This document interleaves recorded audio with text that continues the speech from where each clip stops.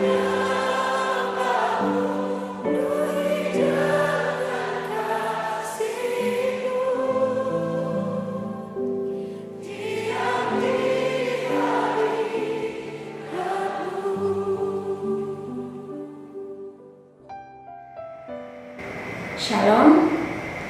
apa kabar adik-adik semua? Jumpa lagi dengan Kak Sari. Hari ini Kak Sari akan membawakan firman Tuhan, yaitu tentang penyertaan Tuhan. Ya, tapi sebelumnya kita berdoa. Mari kita berdoa. Bapa, kami mengucap syukur, kami berterima kasih Tuhan untuk kasih setiamu di dalam kehidupan kami. Kami anak-anak-Mu Tuhan datang untuk memuji, untuk menyembah Engkau Tuhan, dan kami akan mendengarkan firman-Mu. Biarlah makanan rohani ini Tuhan kami dapat makan dan kami dapat cerna, sehingga boleh bertumbuh di dalam setiap hati kami dan menjadi kekuatan bagi kami Tuhan. Biarlah Tuhan apa yang kami dengarkan hari ini dapat menjadi rema dalam kehidupan kami dan menjadi kekuatan yang baru. Di dalam nama Tuhan Yesus kami mengucap syukur, sama-sama katakan amin. Sesuai dengan yang tadi Kak Sari sampaikan, bahwa kita akan belajar tentang penyertaan Tuhan di dalam kehidupan orang-orang percaya, baik kita sebagai anak muda maupun anak kecil maupun orang tua ataupun lansia.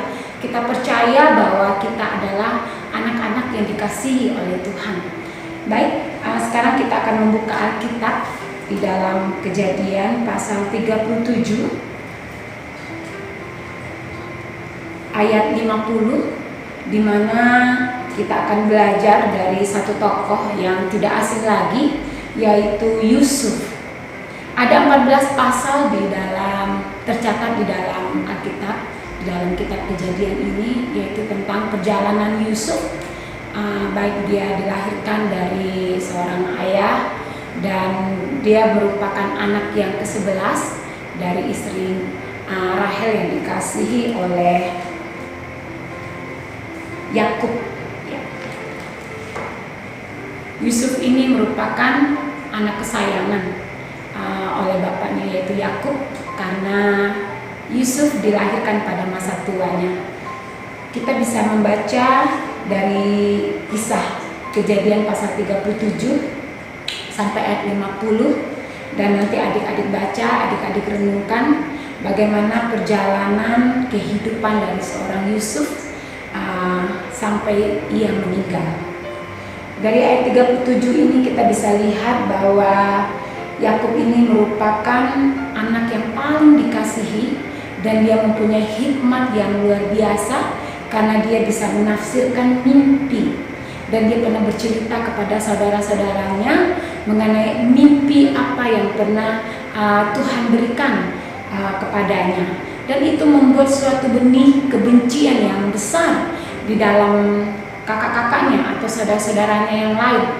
Selain Yusuf merupakan anak kesayangan karena dia mempunyai jubah yang sangat luar biasa bagus, dan itu sudah menimbulkan rasa iri saudara-saudaranya, ditambah lagi ketika Yusuf menceritakan akan mimpi-mimpinya, sehingga saudara-saudaranya membuat suatu skenario, suatu rekayasa untuk mendatangkan kecelakaan, bahkan merancangkan suatu yang jahat terhadap saudaranya sendiri. Dan akhirnya, singkat kata, Yusuf dijual dan dia menjadi budak. Pada saat kita dalam keadaan susah, pada saat kita keadaan sulit, dan apalagi pada saat sekarang wabah corona atau COVID-19 ini, kita mungkin berpikir bahwa apakah ada sesuatu hal yang baik yang bisa saya ambil di dalam kejadian yang Tuhan izinkan. Apakah ada suatu rencana Tuhan? Apakah ini bagian dari rencana Tuhan?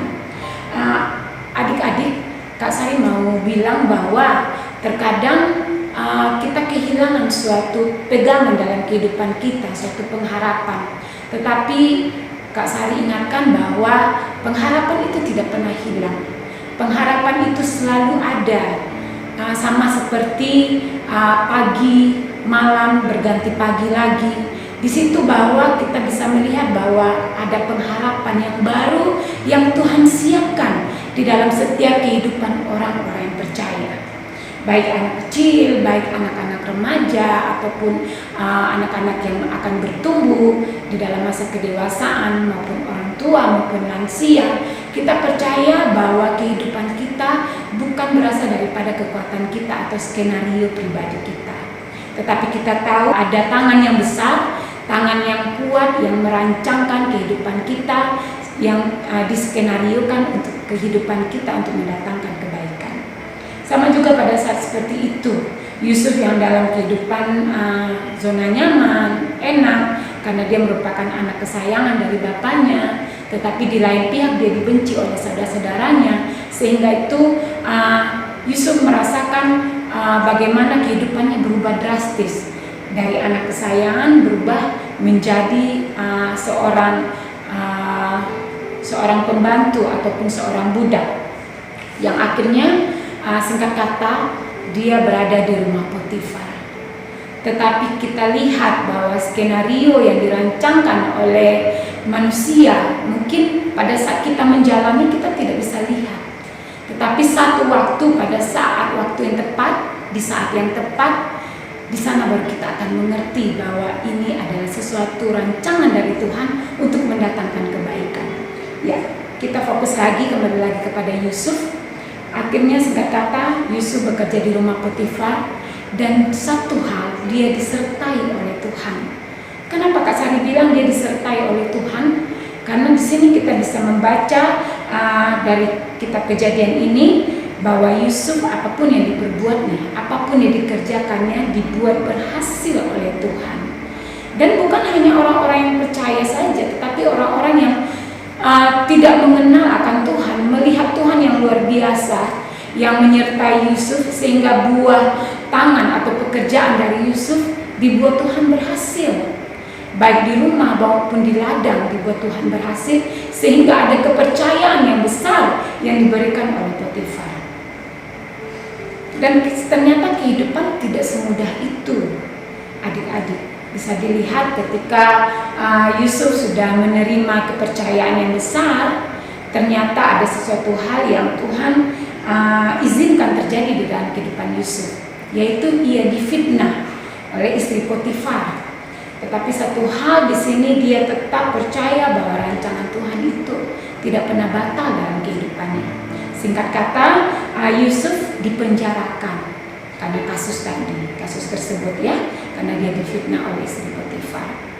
Dan di sini kita bisa lihat, adik-adik, bahwa Yusuf pun disertai oleh Tuhan.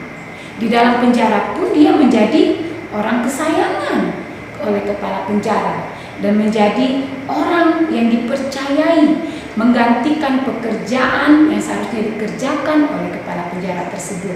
Dan kepala penjara tersebut tidak pernah memeriksa ataupun dia percaya penuh atas apa yang dikerjakan oleh Yusuf, bahwa pekerjaan Yusuf itu benar dan hebat. Dan singkat kata, Yusuf pun diizinkan untuk bersama-sama dengan dua juru orang kepercayaan dari istana, yaitu juru makan dan juru minuman, yang terlibat mungkin terlibat kasus dan akhirnya masukkan penjara dan bersama-sama dengan Yusuf. Di sini Tuhan pun memberikan hikmat yang sangat luar biasa, yaitu Yusuf menafsirkan mimpi dari masing-masing juru makanan dan minuman tadi, dan itu terbukti. Ada satu cerita yang menarik yang Kak Sari lihat di sini, bahwa Yusuf berhasil menafsirkan mimpi baik juru makanan dan juru minuman tersebut. Singkat kata, juru makanan tadi digantung dan juru minuman tadi dikembalikan lagi kepada posisinya. Tetapi Yusuf berpesan kepada juru minuman, "Hei, ketika engkau sudah berada di tempat posisimu kembali, jangan lupakan saya ya.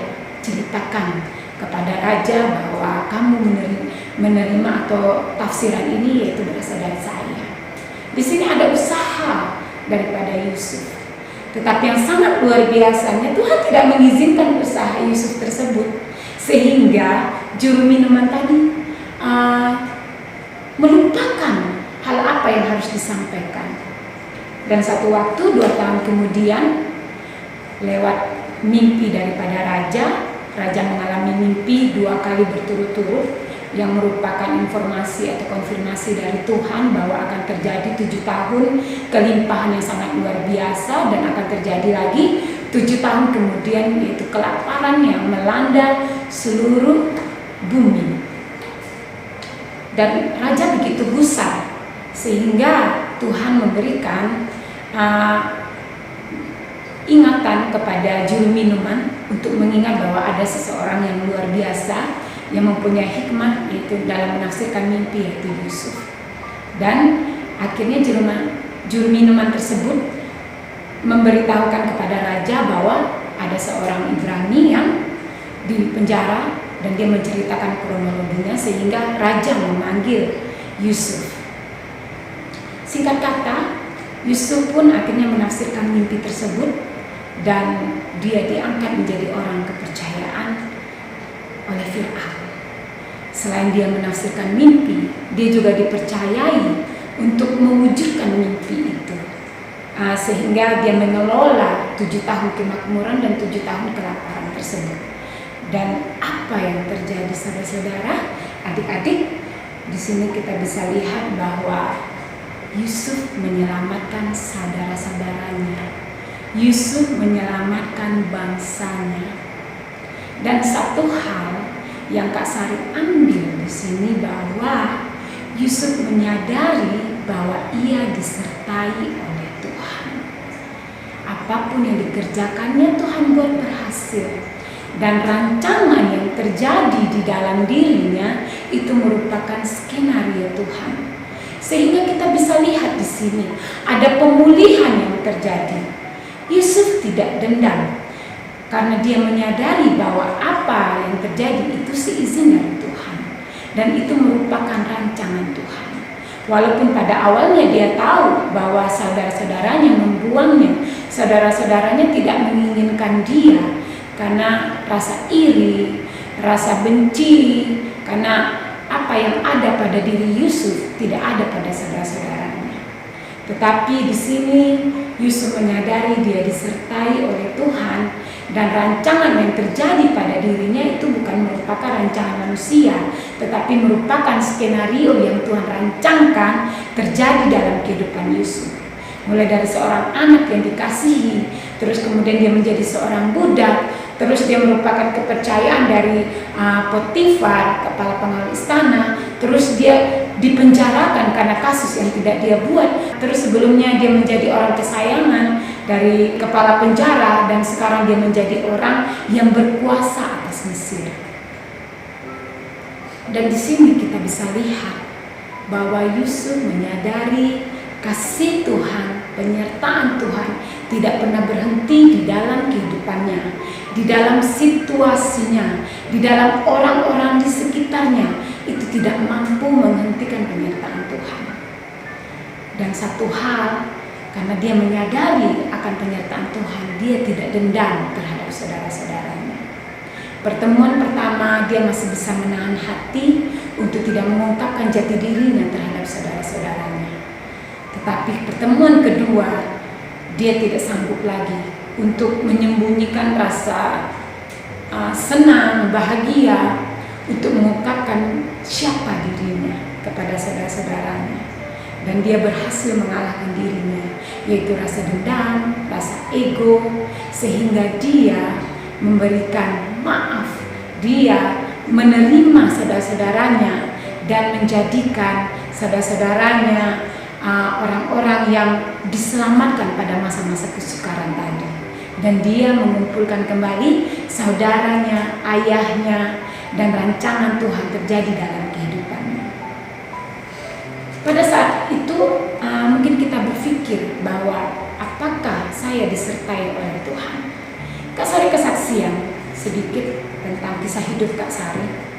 Kak Sari sudah membuat beberapa buku antologi, yaitu tentang mengenai kisah hidup Kak Sari, yang dari kecil sampai Kak Sari sekarang berada di Provinsi NTT. Kak Sari merupakan seorang anak yang mungkin yang tidak mengenal akan keluarga kandung ataupun orang tua kandung, diangkat, dibesarkan, dan kemudian sampai satu waktu orang tua angkat Kak Sari meninggal dunia, dan Kak Sari memutuskan untuk keluar dari kota Padang, Sumatera Barat, dan Kak Sari merantau.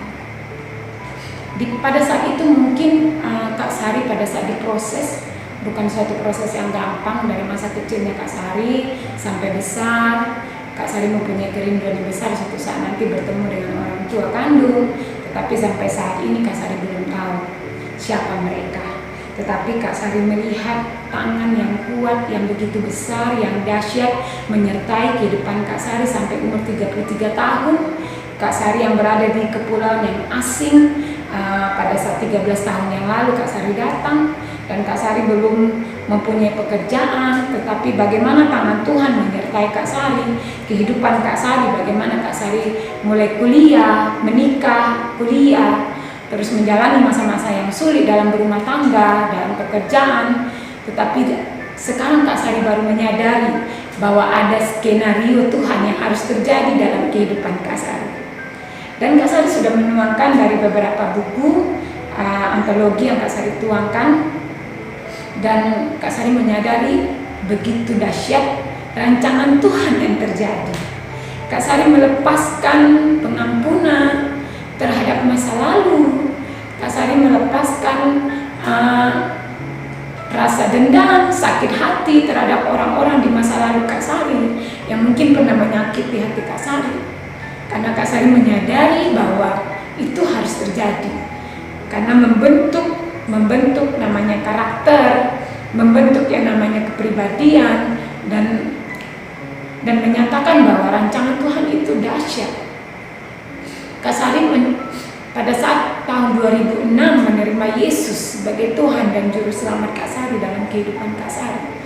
Dia berjanji bahwa dia akan menggantikan segala sesuatu yang hilang dalam kehidupan Kak Sari. Dan tahun demi tahun Tuhan izinkan terjadi, bukan sesuatu yang gampang, tetapi melalui penderitaan juga, melalui masa-masa sulit. Tetapi hari ini Kak Sari mau katakan bahwa rancangan Tuhan luar biasa. Kak Sari bisa berdamai dengan masa lalu. Kak Sari bisa berdamai dengan orang-orang yang pernah menyakiti Kak Sari. Kak Sari bisa berdamai dengan orang-orang yang diizinkan Tuhan berada di dalam kehidupan Kak Sari. Kak Sari merasakan yang namanya tertindas, dibully. Kak Sari merasakan yang namanya pernah disakiti. Dan sekarang Tuhan mengadakan pemulihan yang luar biasa dalam kehidupan Kak Sari. Kak Sari sekarang bisa terlibat di dunia anak-anak. Bagaimana masa anak-anaknya Kak Sari penuh dengan air mata, penuh dengan tantangan, dan Tuhan memulihkan dengan caranya sendiri. Ya, ada 4 hal di sini yang Kak Sari mau sampaikan kepada adik-adik, bahwa penyertaan Tuhan itu dalam segala waktu dan keadaan, baik dalam keadaan yang menyakitkan maupun keadaan yang menyenangkan.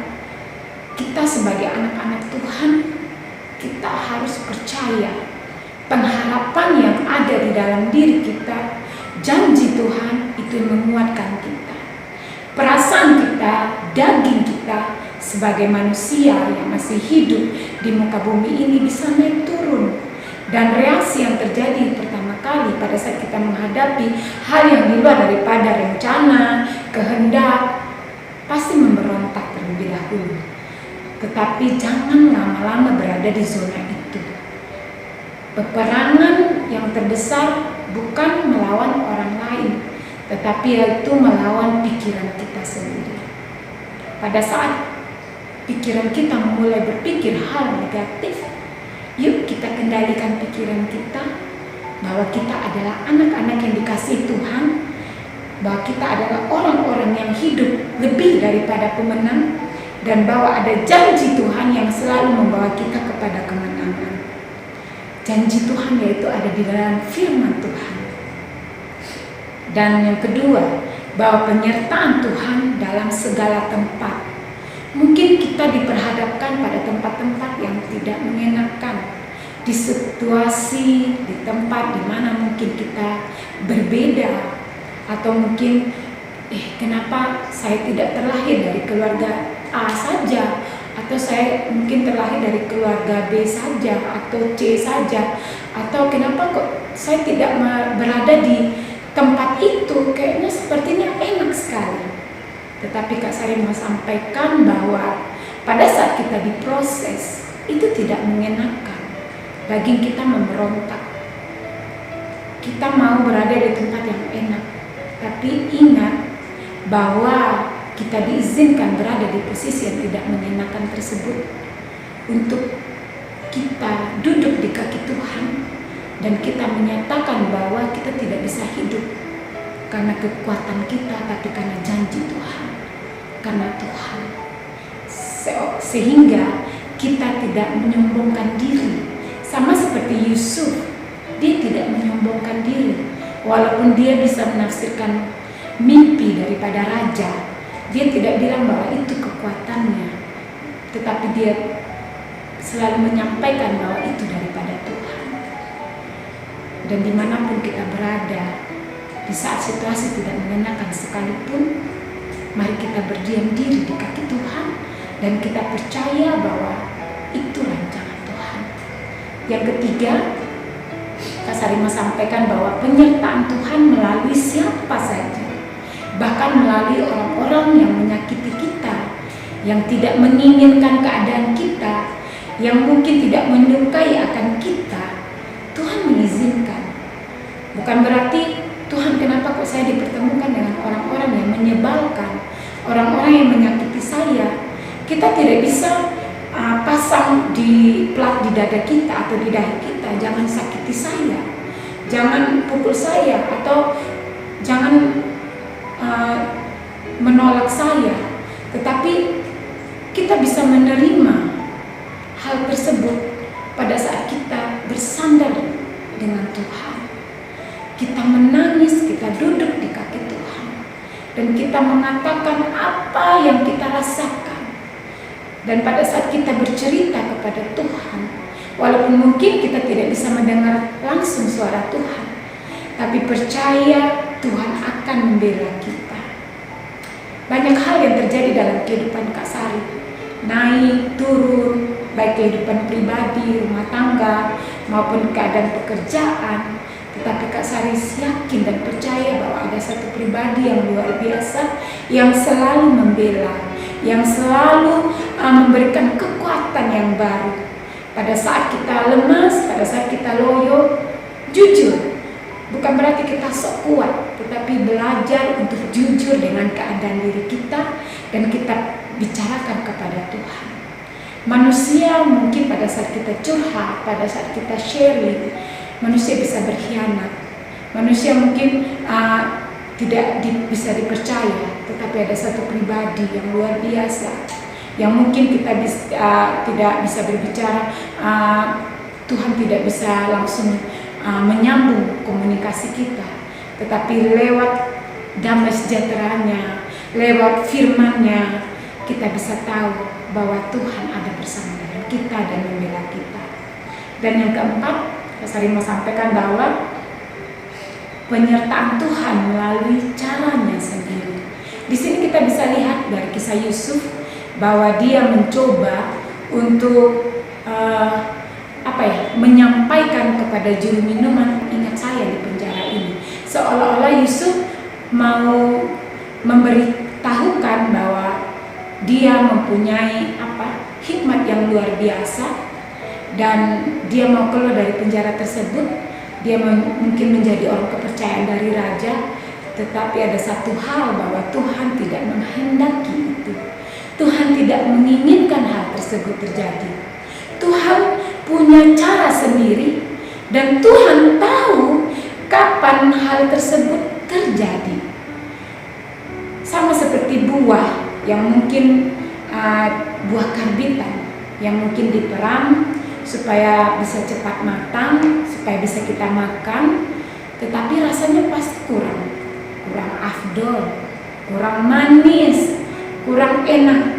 Tetapi pada saat kita petik pohon itu langsung pada buah itu pada pohonnya, kita akan merasakan suatu perbedaan yang besar.